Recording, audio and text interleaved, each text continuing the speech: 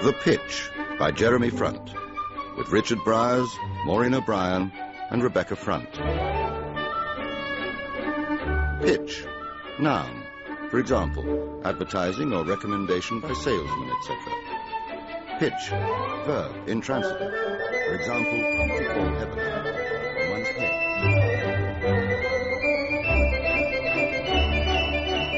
Okay, so this is the setup. The 30-something couple, Dan and Sarah, trying to juggle marriage and two careers. Early or late? Early or late what? 30s. Late. Good. Late's good. More pressure. More to play for. So, what next? Oh, yeah, well, there's a lot of major life change stuff going on. Should we or shouldn't we have a baby? What's wrong with our life as it is? Only, and this is the spin, it's all on its head. It's Dan who's broody. He's the one going on about his biological clock. He's not getting any younger. Low sperm count. Whatever. The thing is, he's making all the running, but Sarah doesn't give a damn. I like that. Well, that's the domestic setup. Now, on top of that... Sorry, Howard, can I just... Yeah. Yes. No. Because I told him I needed it today. Sorry about this, Howard. Fine. No, I've got someone with me. Well, you know, he's had a month to tell me that. 2 if you include Christmas. Well, I'm sorry, but... Look, I'm in the middle of... Tell him I'll get back to him later. Sorry about that. Is your coffee all right? Fine. Can you bear with me, Howard? Sure. Lucy, me again. Phone his agent and tell him I'll get... OK, tell her I'll give John till the end of the week, but that's it. And can you not put any more calls through to this office? So? Well, I'm sorry, I'm completely lost. Dan wants a baby. A baby, yes, baby. But in the meantime, he's got work troubles of his own. She's a teacher, so she's permanently exhausted, and he's a writer having trouble getting his latest Let me stop you there. I like the setup, the basic, the home life. Lovely, very accessible, very now. But when I hear the word writer... I know. I hear warning bells, Howard. I know, but it's not the usual sort of... Say the word writer and I hear doors closing. Yes, but this is different. Don't get me wrong, they're desperate for sitcoms, but if we put this on the table now and say it's a show about a writer... No, it's not about a writer, it just happens that one of the characters is a writer. Semantics. The fact that he's a writer is coincidental. Then why not make him something else? Because that's what he is. But it's coincidental, you said so yourself, so why can't he be... I don't know, but I do know what that word does to TV executives. But if they read the treatment... Who reads treatments? Half the time they don't even read a script. Howard, you're the writer. It's your project. God forbid I should tell you what to do with it. I could be wrong. It has been known. But I have to say, and remember, I'm dealing with these people every day, I have to say I think it's extremely unlikely. You hate me for saying this, don't you? No. Yes. No, I don't hate you. I mean, come on. A new Howard Black sitcom does not come along every day. Love Me or Leave Me, Bob and Me, these are comedy classics. Well, I don't know about classics. They are. They're up there. And now this. Sauce for the Goose. Sauce for the Goose, great title. Now, have you seen One Man's Meat? Yes. Not the greatest sitcom in the world, but... It fills a gap. Exactly, it fills a gap. About 18 months ago, I take an idea to Ivor called The Other Cheek by... Well, never mind who it was by, but let's just say a very established writer. Yeah. I get this script, and immediately I can see it's a perfect, mainstream, 8 on a Wednesday night, pre-Watershed show. Maybe not another Mum's the word, but good. Anyway, Ivor says now's not a good time, some crap about schedules, come back in 6 months. Well, surprise, surprise, 6 months later he's become assistant head to God Almighty, and he no longer digests his own food, let alone answers the phone. OK, cut to a year later. Last winter, I pick up a trade, and I'm looking through the spring schedules, and there's this new show, One Man's Meat. I think nothing of it. Then I get a call from said writer. Have I seen The Other Cheek on Ivor's network? Well, I haven't, but I'm pleased he managed to sell it genuinely, so I'm saying congratulations, blah, blah, blah. But I can hear he's fuming on the other end of the line. Turns out he hasn't sold it. The Other Cheek's on Ivor's network, only it's called One Man's Meat. You mean they... Same setup, same idea, same bloody characters. All they did was change the names. What did you do? What do you think I did? What could I do?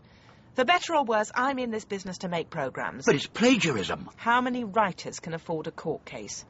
If I sued Ivor Bennett, which I also can't afford to do, but if I did, I may or may not win, but I sure as hell won't make any more shows for his network, or any other network he goes to work for.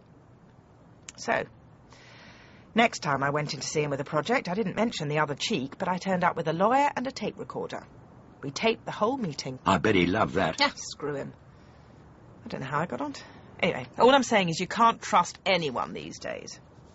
Well, that's all by the by. The thing is, you've got a great idea here, but there's one flaw. The writer character. He's asking for trouble. Couldn't you make him... I don't know, I'm just pulling this off the top of my head, but could you make him, say, a plumber? A plumber? Not necessarily a plumber, but something along those lines. Something accessible. Something the ordinary bloke in the street can relate to. Someone they can sympathise with. A plumber? Not necessarily a plumber. I just plucked that out of... Yeah, but I don't know anything about plumbers. Not necessarily a plumber. You see, the thing is, a lot of the storyline revolves around the sort of thing that happens to a writer. Yeah, but you said yourself it's not about a writer. Yes, but the things that happen to him, they're not plumber things. Forget the plumber. What is this obsession you've got with plumbers? Now, look, Mel, I've got a character here.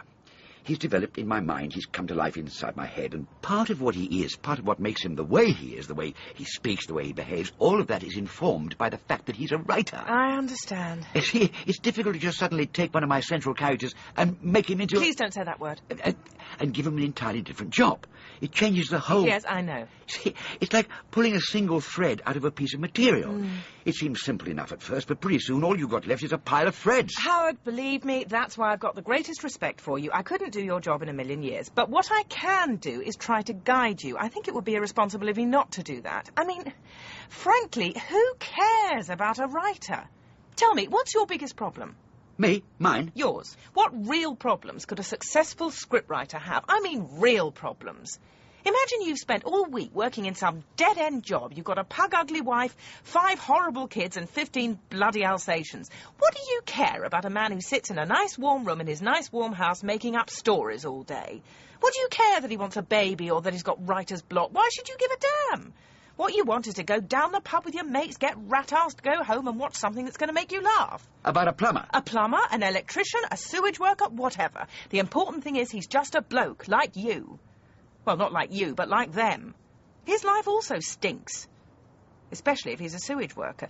In fact, a sewage worker's not a bad idea, because that gives everyone the chance to feel that however lousy, their life's not as bad as his. So, you think I should make Dan a sewage worker? I don't know. Maybe. Think about it. Aspiration's the key word here. Aspiration? Aspiration and sympathy.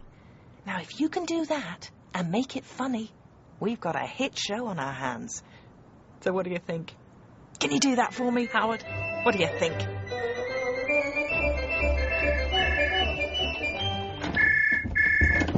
I'm coming. I'm afraid I can't get to the phone right now. Damn. If you want to send a fax, start transmitting it now. Otherwise, leave a message. Heaven, Josie, you nearly gave me a heart attack. Oh, sorry, I didn't think you'd mind me letting myself in. I don't. I just wasn't expecting to find you lurking in the shadows. Hardly lurking. Howard, it's Nessa. When was the last time this place saw Hoover? I've just spoken with the producer at Back in the Box Productions. It's like a pigsty. Look, sorry, can I just... Nessa, I'm here. Monitoring your calls. No, I've just got back from my meeting with Mel Turner. Oh, yeah, how'd it go? She wanted me to make the central character a plumber. Interesting idea. It's a stupid idea. Did you say that? Of course not. Oh, damn. Someone at the door. Hang on. Josie, would you mind? What am I, your butler? Is Josie there? Are you two... No, she just popped round.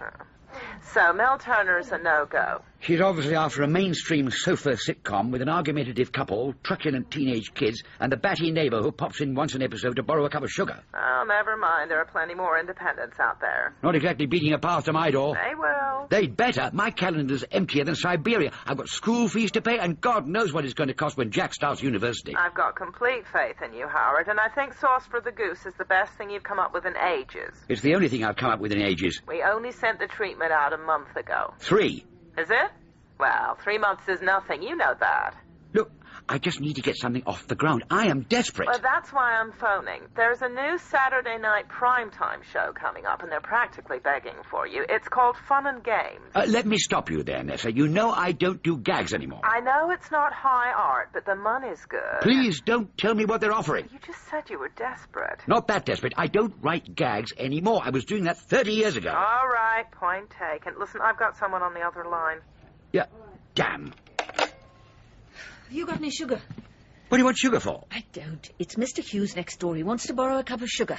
No one in real life wants to borrow a cup of sugar. He does. But I haven't got any. Well, would you like to tell him? Not really. For God's sake, Howard, I'm not... Please, get rid of him. If I go out there, he'll tell me about his irritable bowel again, and I haven't got the stomach for it today. Oh.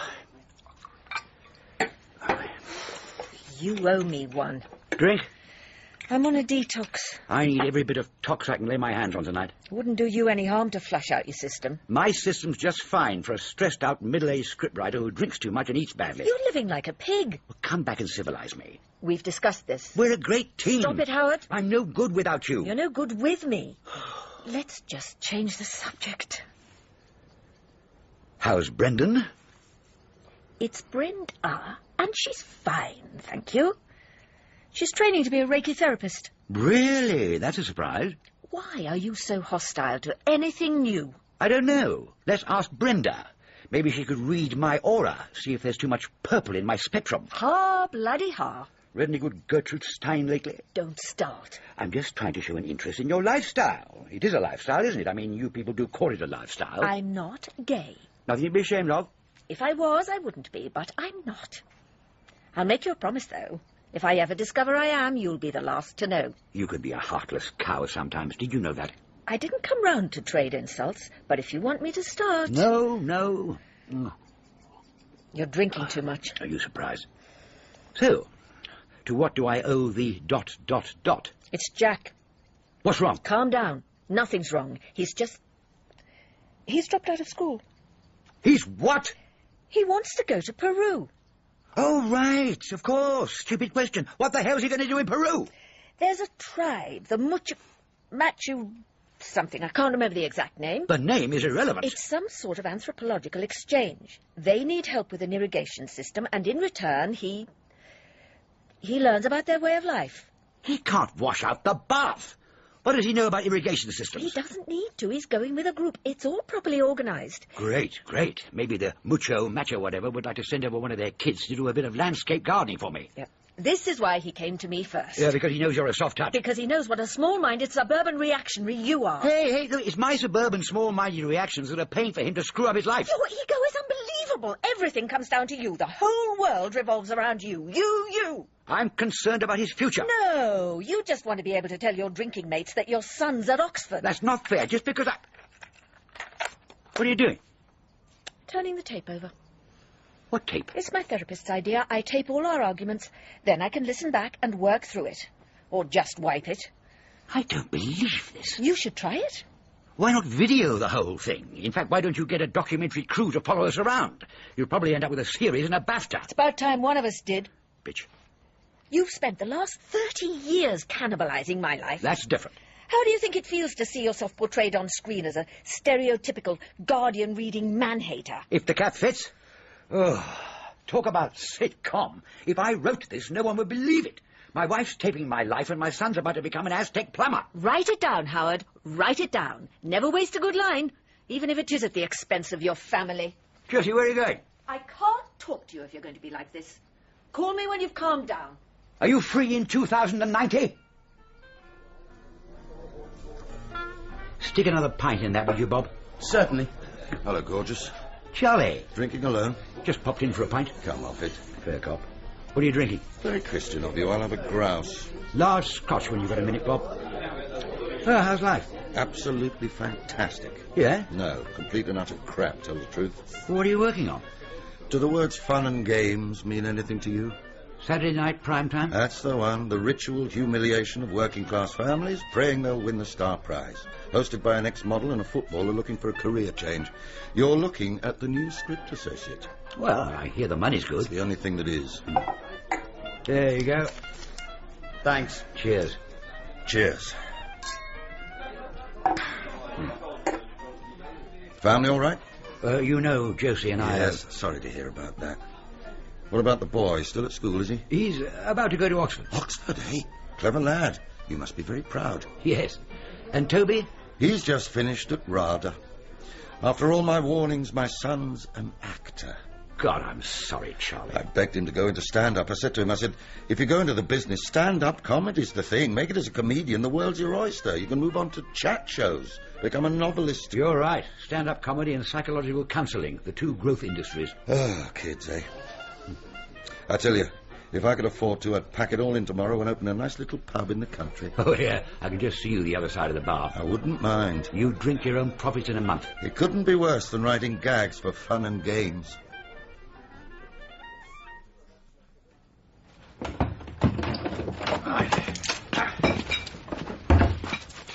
Ah. You have one message. Howard, it's Ness. I'm in the office till about 8 tonight. Give me a ring. Right, yeah, right. Hello? Nessa, Howard. Howard, good. Listen, can you make an 11 o'clock meeting tomorrow with Marina Poppy? She's a new producer at Beater Blocker Productions. She's red sauce for the goose, but she wants to talk about another project.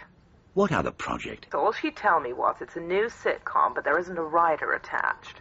I don't know. Howard, you've been trying to get a new show off the ground for 5 years now. Thanks for the reminder. I'm not saying anything you haven't already said to me. You could do with a profile lift, not to mention the money. Good money? Well, you're Howard Black, for God's sake. You don't come cheap. No, I suppose you could fax me the treatment. I'll ring her now. Oh, I've taken on a new assistant, Molly. She'll be dealing with some of the work from now on, so if you can't get hold of me... Are you passing me over? No. Don't be silly. Listen, I've got to go if I'm going to catch Marina. Blast. Ooh. Hello, pizza. Hello, I'd like to order a thin and crispy margarita, and extra hot peppers and garlic. Hey, Mr. Black, how are you? Wonderful. How long will it take? 15 minutes. Thanks. I've got to tell you, we're very excited about this project. And the great thing is there's a lot of enthusiasm coming from the network. Really? Oh, yes. You know how slowly the wheels grind in this industry, but this has been greenlit all the way, and it's happened very rapidly. Incredible. Apparently, we've caught the zeitgeist. I hope it's not infectious. Sorry? Sorry, no, I was just... Oh, right. Very good. Anyway, word from upstairs is they want this to happen, and they want it fast. How fast is fast? Time is negotiable. So, what do you think? Well, I'm sorry, I don't mean to put you on the spot. No, I'm intrigued. Can I ask... Anything. Where did who actually came up with the idea? It's very much a beta blocker project. The initial idea, the basic premise, that's to say the central conceit, has been in the air for a while. In the air? Floating around the company. I've only been here a few months, but I picked up on it and knocked it about with Chris. I don't know if you... Chris Russell? No. He runs the company. Very proactive, very dynamic. Beta Blocker would obviously hold on to all format rights, but I'm sure we could build a development agreement into the deal. By the way, I loved Sauce for the Goose. Oh, thanks. I'm not sure it's right for Beta Blocker, but it's going to be a huge hit. Has anyone else picked it up? Actually, between you and me, my agent's involved in a bidding war. Well, come on. A new Howard Black sitcom, the man who wrote Love Me or Leave Me. They don't land on the desk every day. Well... Classic. I grew up on your shows. You've made an old man feel even older. Great shows never die. No, they merely go to cable. I've given you the situation from our end. We've got the go-ahead, and we need to get moving. Now, I don't want to put any pressure on you. I mean, I quite understand if you want to go away and have a think, talk things over with your agent, whatever. All I can say is we'd love you to write it if you're interested. I'm interested.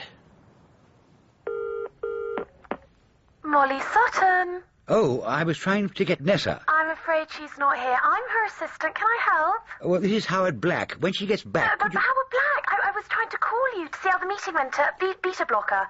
You know about that? Nessa's briefed me on everything you're doing. Oh, it all sounds terribly exciting. So, how'd it go? Well, they've offered me the show and I've accepted. Oh, terrific. I'll tell Nessa when she gets back. Oh, she's not in the office? She's away. Away? She's taken a fortnight off. Don't worry, I'm completely up to speed with everything. Would it be a good idea if we had a chat? Maybe lunch, get to meet properly, put a face to the name? Well, that sounds very nice, but are you... sorry, don't take this the wrong way, but is Nessa handing me over to you? Because I think she should at least have asked me. No, it's nothing like that. I'm assisting. Assisting? That's all. I wasn't doubting your... Absolutely. You're an important client. You're entitled to know what's going on. I've got to tell you, I'm a really big fan of your work. Oh, God, that sounds cheesy. So, how are you fixed Monday? Monday? For lunch, say 1-ish? One-ish sounds fine. Wonderful. Are you celebrating tonight? Celebrating? The new sitcom? Oh, yes, I'll probably go out for a slap-up meal. Well, enjoy. I will. See you Monday.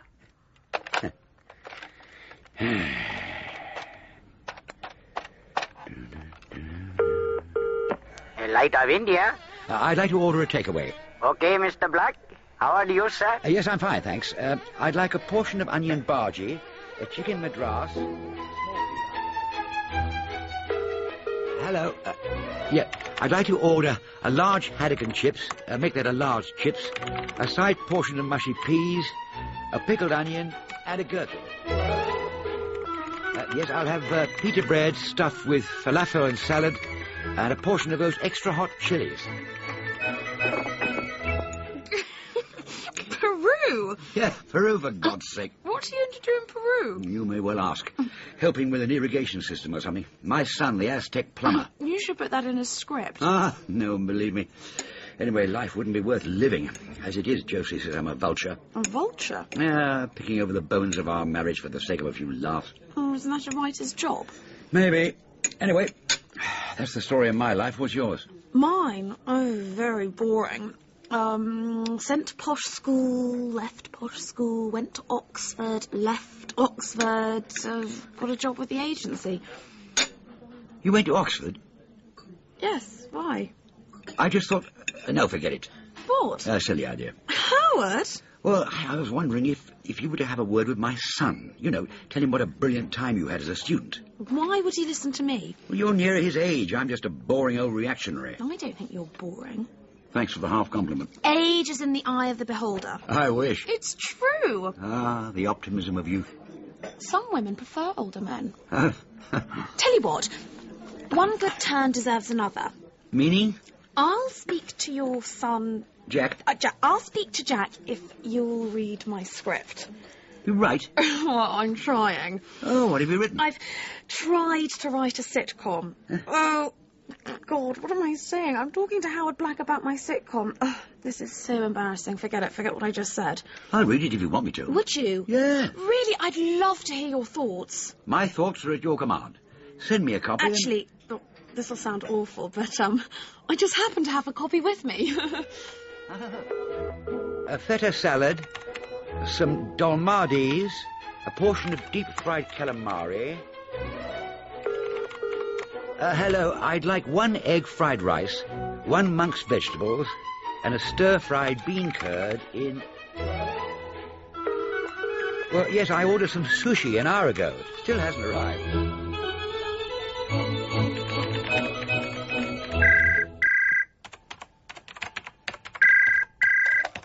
Hello? Howard, it's Josie. Uh-huh. Sorry, I had this line floating around. Have I got your attention now? Yes. Jack's coming down tonight for the weekend.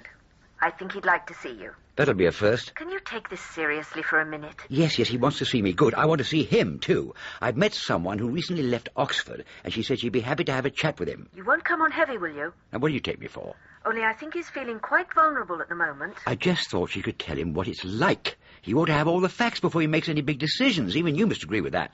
Well, just go easy on him. Of course. Now, when's he coming down? I'm not sure. He's getting the coach. Well, he can stay here if he likes. I'll tell him. But I think he'll stay here. I'll call you over the weekend to arrange a time. Fine. Hiya. Molly can't get to the phone at the moment, but please leave a message after the tone. Hello, it's Howard. I've had a few thoughts about your script. Look, if you're free, come over tonight. I'll make something to eat and we can talk it over. Bye.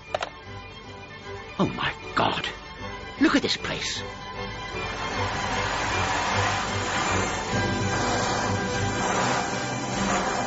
Oh, my God. Look at me.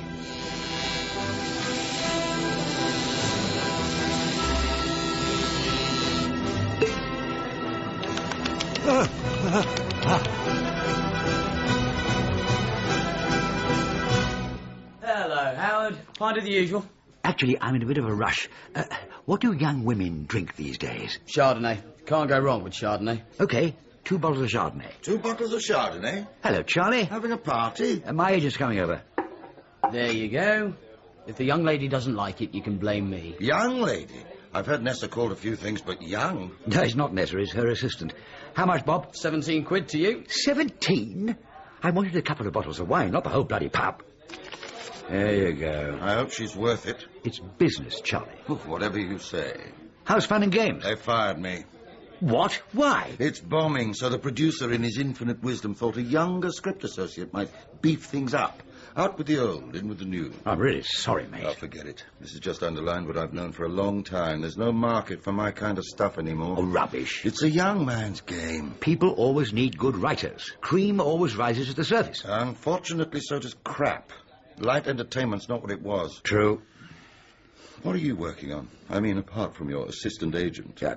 I've got a sitcom in development. Good for you. Oh, I didn't originate But it. don't knock it. Most of the writers I know are living on residuals or past glories. Things will pick up. Not for me. This last year's nearly done for me. Tell the truth, I'd be quite relieved to be out of it. I took an idea to an independent last year. They kept me waiting an hour before I got in to see some little shit in a black polo neck, Armani glasses, and half a Bolivian state national product up his nose. Anyway, I did my pitch, and he sat there nodding and laughing and eating an orange and saying how excited he was and how he'd grown up watching my shows in the 70s. By the end of it, I'm thinking, hey, maybe there's life in the old dog yet. A week goes past. Nothing. 2 weeks. Nothing. I gave it to the end of the month, phoned my agent. He phones the producer. Back comes the message. They're very excited about the project. Can I bear with them another week or two? Okay. 2 weeks later, the agent phones again. There's been a bit of a change round, and the producer's left. Left? Gone. Finito. End of story. There have always been arseholes. Yeah, but the arseholes have taken over the lavatory. What was his name? I can't even remember. I wiped it. It was a nice idea, too. Go on. Oh, you don't want it. Go on. Okay. This is the pitch. A couple meet over the internet. Huh? They fall in love. You know, just through emailing each other. Anyway, they finally decide they've got to meet in the flesh. What they don't know is they've both been lying. They've reinvented themselves the way they'd like to be. Well, when they finally meet face to face, he's 25 and she's 50. But this is the hook. They can't get away from the fact that they've fallen in love. They decide to give it a go. End of episode 1. You think it's crap? No, not at all. It's a great idea. I'm not so sure anymore. Zeitgeist. That's what he said. You've caught the zeitgeist. You're right. Oh, yes, I just remembered. I'm supposed to be cooking dinner. You're cooking her dinner? I've never cooked dinner for my agent. On the other hand, he's 68, dresses like a test card and wears a wig. I take it she doesn't wear a wig. What? Who? Blimey, Howard, what is it with you?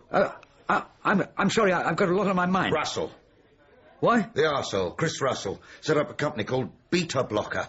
You ever heard of them? It rings a vague bell. Well, don't go near them, that's my advice. Avoid them like the plague.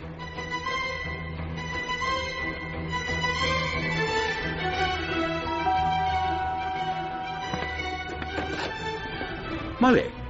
Oh, Molly, yes. Hello, come in. Now, I hope you like Aussie Red, only...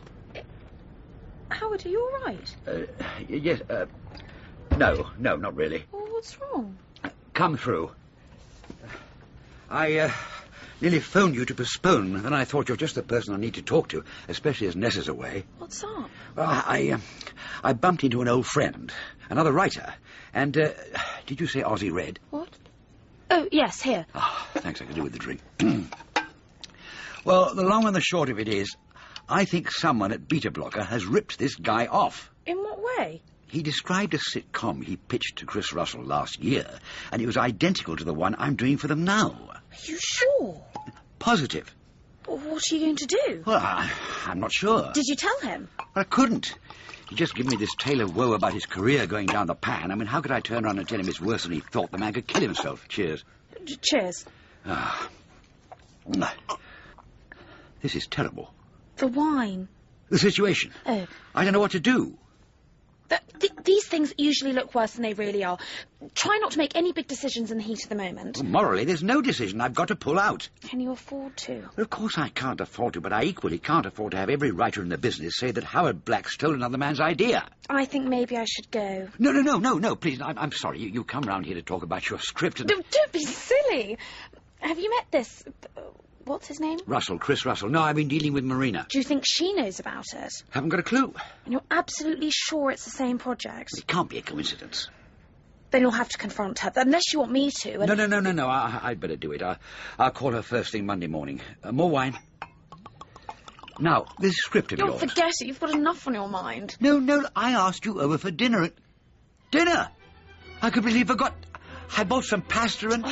Where's the kitchen? No, you didn't come here to cook. I'm a very good cook, if I say so myself. Well, I'm a very bad cook, but I'm experienced with a corkscrew. Fine. Let's play to our strengths.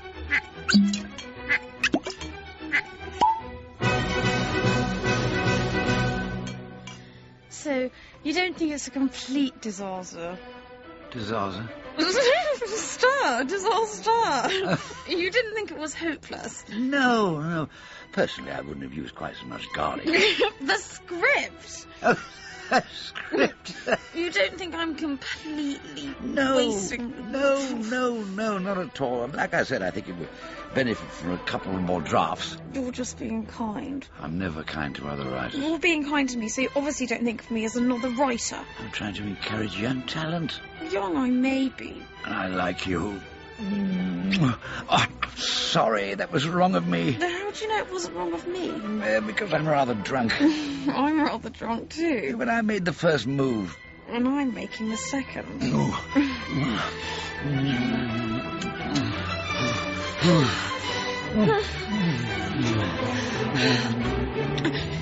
It's a terrible script, isn't it? No. It is. I know it is. The characters are two-dimensional. I can't undo your... And the dialogue's stilted and contrived, and there's a hook at the back. Thanks. Ow! Oh, sorry. Watch that. It might be worth considering a different approach. Like what? Like a drama. You don't think I can write comedy? Sorry. Don't worry, they were cheap.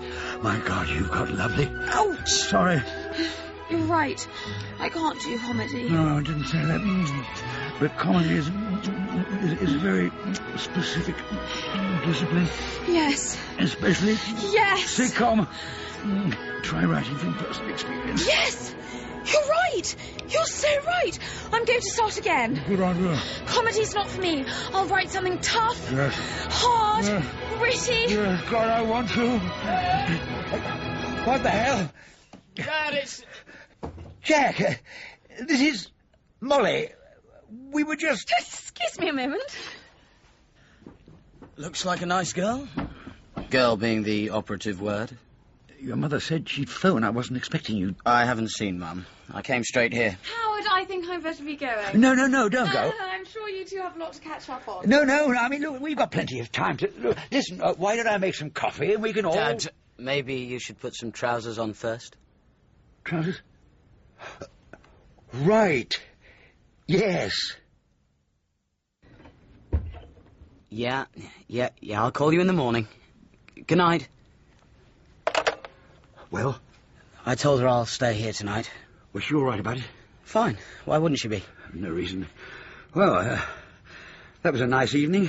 Sorry about the, talk about a Freudian nightmare. Okay, let's get it over with. Well, if you saw it in a sitcom, you'd never believe it. Yeah, okay, ha. I'll dine out on this. No, God, no, please, Jack. Don't worry. And you won't tell your mother? As if. Anyway, I appreciate you going to all that trouble for me. What trouble? Seducing a girl just so she'll talk me into going to Oxford instead of Peru. I don't know what you're talking about. She came over to discuss a script she's written. Oh, yeah. What's oh, yeah? You're full of love for your fellow writers. I try to be of help. Good script, was it? Lousy. Did you tell her? OK, she had mentioned she'd been to Oxford, and I had mentioned that she'd be doing me a favour if she talked to you. Well, thanks for trying. I suppose it was a waste of time. Afraid so. Well, I just want you to think about your future. I know to you I'm just a boring old fart. If that's what you think I think, then you don't know me at all. Well, what am I supposed to think? All I've ever done is to try to give you a head start, but everything I do is always met with such resistance. You don't have to try so hard, Dad. Oh, that's easy for you to say, but I've always had to try hard for everything. I mean, maybe you'll be one of those lucky people who sit around on their bums all day and life just falls into their laps, but it hasn't been like that for me. All I'm trying to do is instill a bit of urgency. I mean, you don't want to end up like me. What's wrong with ending up like you? What? That's what I keep trying to say, but you won't listen. You sent me away to boarding school because you didn't go to one, therefore it must be good. Now you want me to go to Oxford and... I just don't want you making snap decisions which you regret the rest of your life.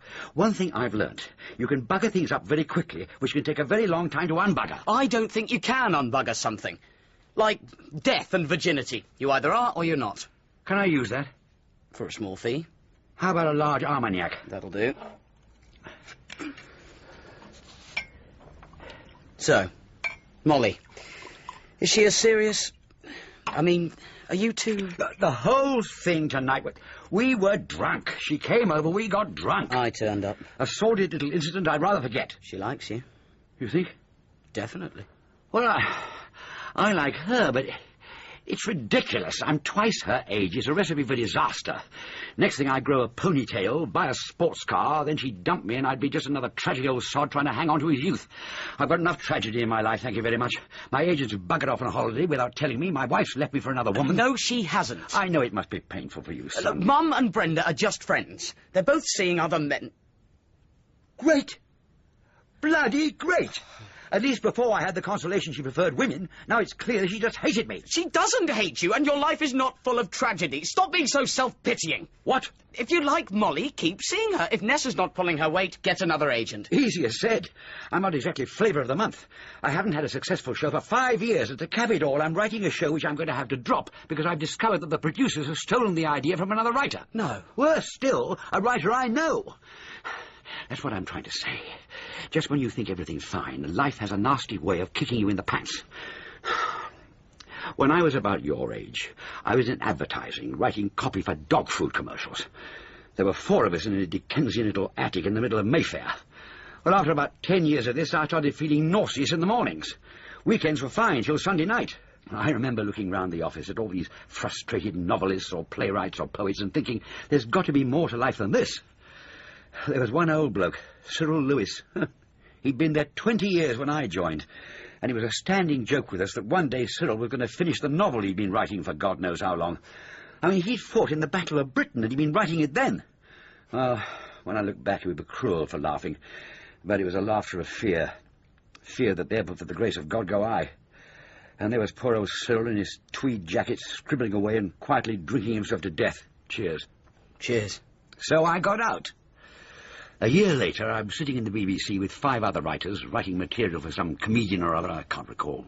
After a while, they all merge into one big mouth. Anyway, I looked around this smoky room. You could still smoke in the BBC in those days. And I realised I just swapped one room of depressing sods bitching about each other for another room of depressing sods. Well, that's when I decided, sink or swim, I'll either get my own sitcom commissioned or I starve. And it worked. Yes, it did. Then you were born, and for some years everything in the garden, etc., etc. But look at me now.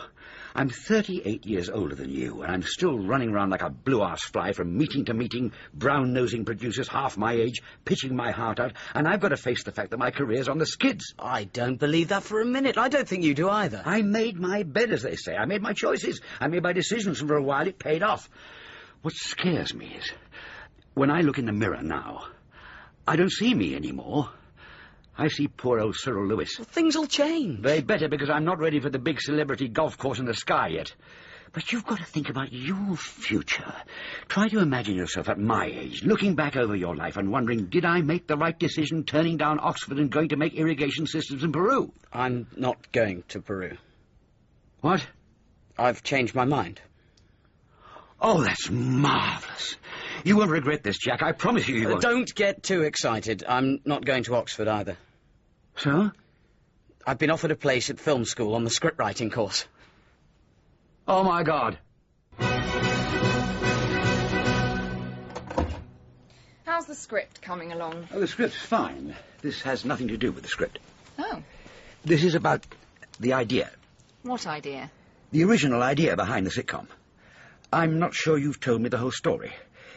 You see, Marina, contrary to popular belief, writers talk to each other. They get together from time to time and chew the fat. And I recently had one of these fat-chewing sessions with an old mate, in the course of which he described a project of his which bears an alarming resemblance to the one I'm currently writing for you. I see. Who is this writer? I can't say. Can't? Won't. I see. Are you sure about this, Howard? I mean, these things happen. You know what it's like. Ideas float around, they're in the air. Well, it's not unusual for more than one writer to hit on a similar idea. Not similar, identical. His story was practically verbatim our story, or rather your story. You've got to admit it's a bit of a coincidence. Maybe that's all it is. I don't think so. Well, who's to say we didn't have the idea first? The same writer told me he pitched his idea about a year ago. So? To a producer called Chris Russell. To Chris? Well, I can't believe he'd do a thing like that. Oh, God, this is very... Well, I don't suppose you'd believe me if I said I know nothing about it. I'd like to, but this has put me in an invidious moral position. Yes, of course. What did your friend say? Say? When you told him you're working on it. I didn't. You didn't? So he doesn't actually know? No. Why didn't you tell him? I wanted to speak to you Isn't he first. going to think it's a bit strange when this goes out with your name on it? Well, now you see my dilemma. OK. Here's what we'll do. We'll change a few things. Here and there, nothing major, just a few tweaks. Enough to give it some distance. Look, that doesn't solve my problem. This man's still going to think I ripped him off. He's still going to think I stole his idea and brought it to you. But you didn't. I know I didn't. So your conscience is clear. But I'm legally blameless, but my conscience is far from clear. So what else do you suggest? I'm not sure I should carry on. Please, Howard, don't back out on us now. I don't want to, but you've got to see it from my perspective. If you back out now, it's going to look very bad for us with the network. It doesn't look great for you now. You've sold them a stolen idea. Says you. You're denying it? I'm just saying it's very difficult to prove these things. Difficult, time-consuming, and expensive. I mean, do you think your friend will want to take this through the courts? Well, if I were in his position... And think how it's going to look for you. For me? With the network. I mean, can you afford to fall out with those people? Are you threatening me? Of course not. Well, it sounded like a threat. All I'm saying is, we're a young company, so this is important to us. But you are... Old? Your name hasn't been attached to a big success for a few years now. You are threatening me. I just think you should consider your position very carefully. Will you excuse me a minute? What are you doing? Sounded like a threat. Your name hasn't been attached to a big success for a few years now. You are threatening me. Oh. The quality of these machines just gets better and better. There's a whole new lineup for the autumn here on BBC One. Comedy! A brand new sitcom from the writer of Love Me or Leave Me and Bob and Me, Sauce for the Goose follows the teething problems of Terry as he tries to juggle his work as a plumber with being a first-time father. Drama. A season of new dramas by first-time writers kicks off with Molly Sutton's gritty film, Losing It All, about a young literary agent's affair with an aging sitcom writer who finds his life is far from funny. You can say that again.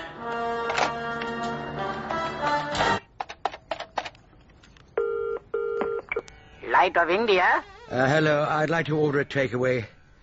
I'll have 1 onion bhaji, 1 pilau rice, and 1 plain naan. In The Pitch, by Jeremy Front, Howard was played by Richard Briers, Marina was Claudia Schulte, Molly was Lucy Punch, and Josie was Maureen O'Brien. Mel and Nessa were Rebecca Front, Charlie was Gavin Muir, and Jack and the barman were Tom George. The director was Peter Kavanagh.